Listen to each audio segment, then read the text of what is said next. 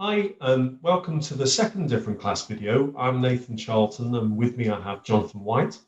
Hello. Hello. Um, at the last different class event, we looked at Machiavelli, and we're talking about the Roman Republican institution of dictatorship, which was the concentration of power in an individual as a way to deal with a crisis, often a war. Terrorism, at first glance, appears to be the modern analogue of that. Is it that straightforward, Jonathan?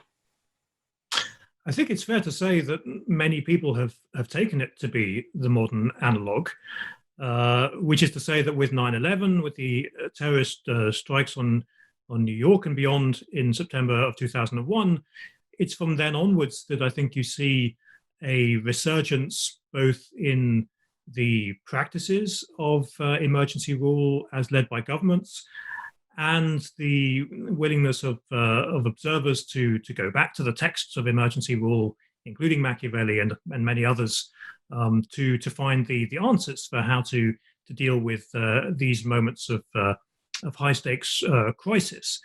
So the sense in which 9/11 is a kind of turning point, and the willingness of people to say that terrorism in the 21st century is somehow the modern equivalent of those problems that the Roman institution of dictatorship was used to deal with 2,000 years ago. This, I think, is quite a common move to make. And of course, it's grounded in some way. So I think what you do see after 9/11 with the emerging war on terror is a generalization of stronger powers for the president in the US and the use of presidential discretion to get certain decisions passed.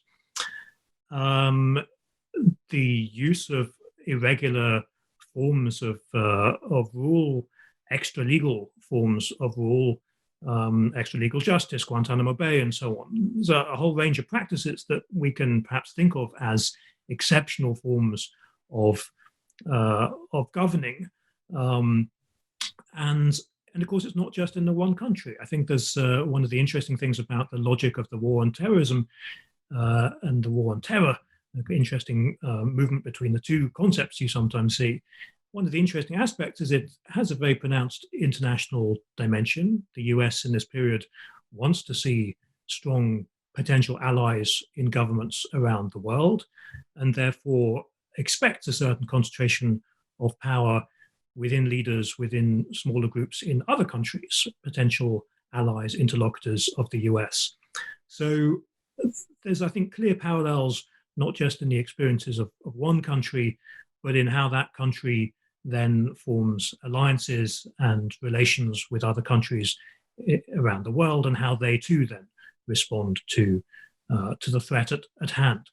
So all of that to say that the parallels are clear. Of course, though, the follow-up question would be whether those parallels are also in some sense superficial, because there is, I think, a plausible argument, and the one that we will be engaging with in this session, that says that modern day terrorism is not really the equivalent to the forms of external conflict or internal rebellion that the Romans appealed to a dictator to deal with, that terrorism is actually a rather different threat from those of the ancient world. So that leads us, as you say, to the text by Bernard Manin, which is called The Emergency Paradigm and the New Terrorism. Manin is a French political philosopher based in Paris and New York.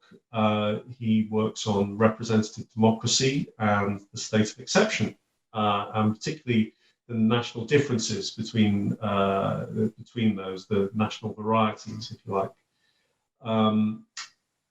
How does Manin treat this subject, specifically the skepticism around emergency rule as it is applied and practiced around terrorism?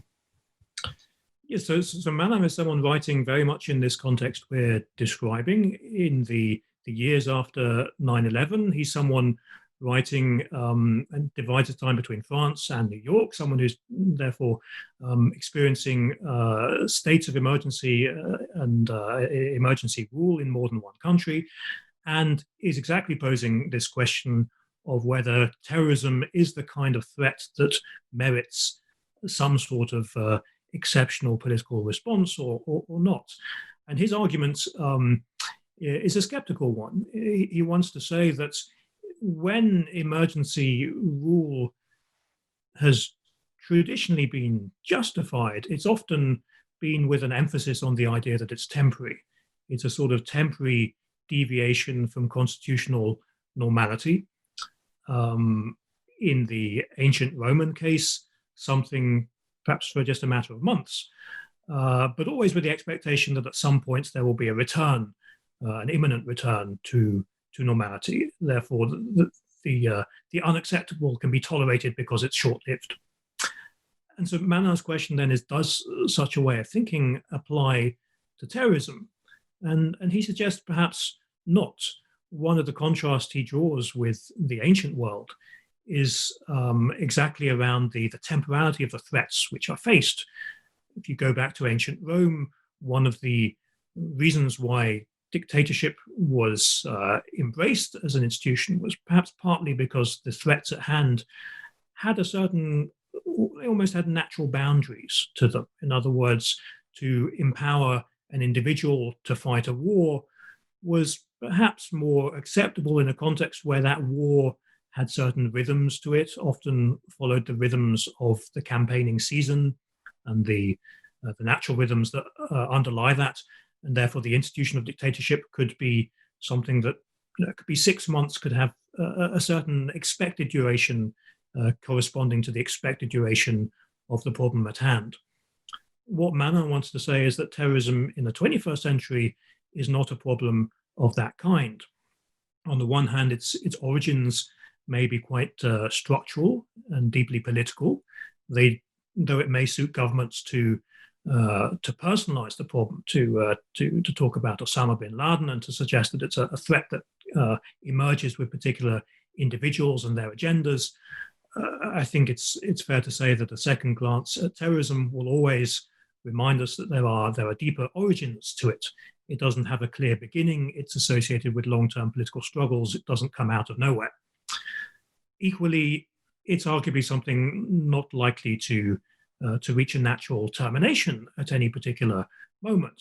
Its projects are often long-term, open-ended ones that are hard to fulfill, and that would require a great deal of change to the international order to be, in any sense, fulfilled.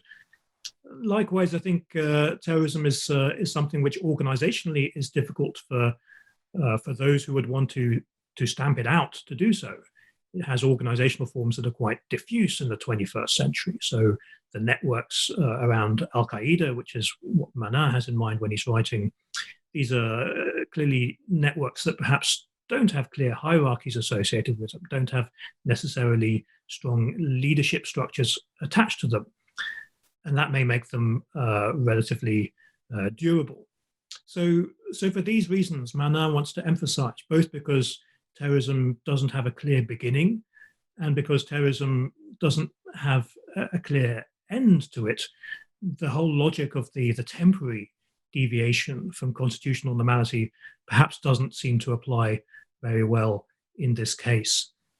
Hence, an argument for caution and indeed skepticism about thinking about terrorism under the heading of an emergency.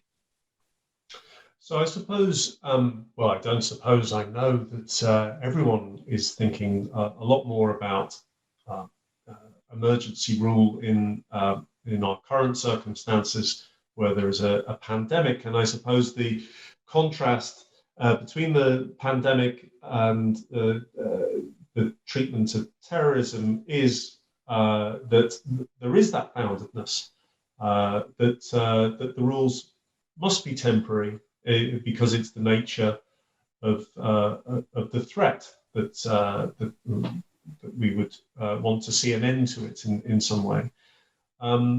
Is that too simple a contrast? How does this apply to our current circumstances, do you think?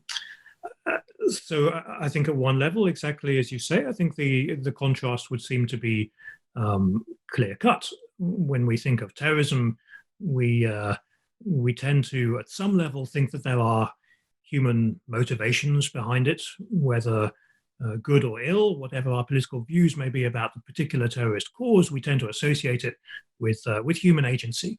And clearly, when we talk about a pandemic, we tend not to do so. We think of it as something that's driven, at least in the first instance, by something non-human, a virus, albeit emerging in a social context. And I guess we also think of it perhaps as something that has more natural endings. I mean, the idea of the vaccine that we have so clearly with the pandemic, of course, in some ways may be misleading in its promise of a return to normality. It perhaps evokes an ending which will perhaps never quite arrive in the form that we think of it, but nonetheless, the notion of the vaccine is perhaps more of a promise as a termination that one doesn't quite see the analog for with terrorism. So, in some sense, I think the pandemic and terrorism would seem to be almost wholly opposed to each other as the crises of the day. But nonetheless, it seems to me that there are nonetheless residues for how we've come to think about terrorism and how we think about the pandemic. One perhaps is exactly a reluctance to see ourselves as up against something entirely inanimate, the sort of tendency to anthropomorphize the virus, to try and maintain a certain way of life, as though we were showing the virus that we will not be cowed. You can just about perhaps imagine that logic with terrorism. Whether it's mistaken or not, it has a certain rationality, but clearly to show yourself unwilling to be cowed before a virus is something entirely different. But I think what's also a point of connection between the two is that precisely because the application of emergency forms of rule to so many problems of the last 2 decades, whether it's terrorism, whether it's economics, and I think in a future session we will talk about the financial crisis and the economic state of emergency. Insofar as the last 2 decades have been a kind of a story of omnipresent emergency politics, all politics becoming emergency politics, I think what we're seeing in 2020 is in some sense the backwash of that, a certain reluctance, at least from sizable minorities of populations, to accept that this is an emergency situation. In some cases, a healthy skepticism, because of course the pandemic also didn't appear out of nowhere, and the promise of a return to normality may also be somewhat misleading. So there is perhaps good reasons to be skeptical of the emergency framing of the pandemic, but there are also perhaps less plausible reasons to be skeptical, and nonetheless we see people embrace those out of, I think, a kind of frustration of all politics being emergency politics, all decision-making as being a response to demands of necessity rather than a politics of normative priorities, of doing what you want to do rather than what you have to do. So I think to some degree that the story of 2020, although on the one hand would seem to be rather different from the story of emergency responses to terrorism, we nonetheless live in the shadow of everything that's happened in the early 2000s, and it has colored how we act and how we think about the challenge posed by the pandemic in the last year. Okay. So the text, as I said before, is The Emergency Paradigm and New Terrorism by Bernard Manin. Links to that we will circulate. Our event is on January the 20th, which is a Wednesday. The idea is we read the text beforehand and then come along to discuss some of the wider issues that we've touched on today. Thank you very much, Jonathan, and look forward to seeing you there. See you there.